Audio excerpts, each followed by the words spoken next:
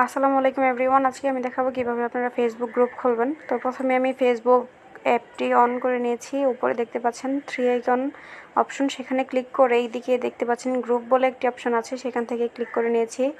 এখানে আছে your group, আমি ইওর গ্রুপে ক্লিক করে নিয়েছি। উপরে দেখতে পাচ্ছেন ক্রিয়েট নামে একটা অপশন আছে, সেখানে আমি ক্লিক করে নিয়েছি।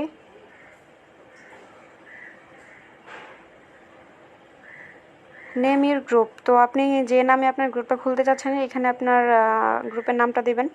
তো আমি এখানে আমার গ্রুপের নামটা দিয়ে দিচ্ছি, টাচ বিডি।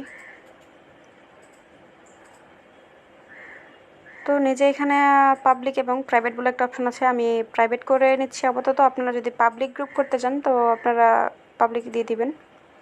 তো আমি আপনাদের যেহেতু দেখানোর জন্য মাত্র গ্রুপটা ক্রিয়েট করছি, তো আমি এখানে সব কিছু হাইড রাখছি।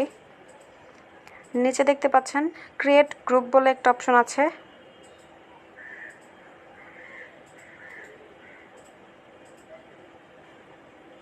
আমি ক্রিয়েট গ্রুপে ক্লিক করে নিচ্ছি।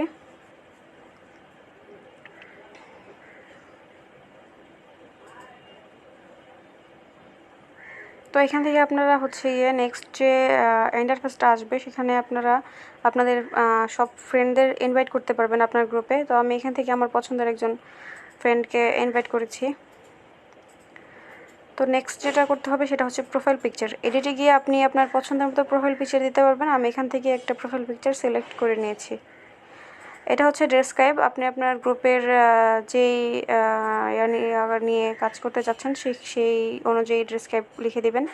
আর এখানে পোস্ট করার জন্য অপশন আছে, আমি এখানে একটা পোস্ট করে আপনাদের দেখিয়ে দিচ্ছি।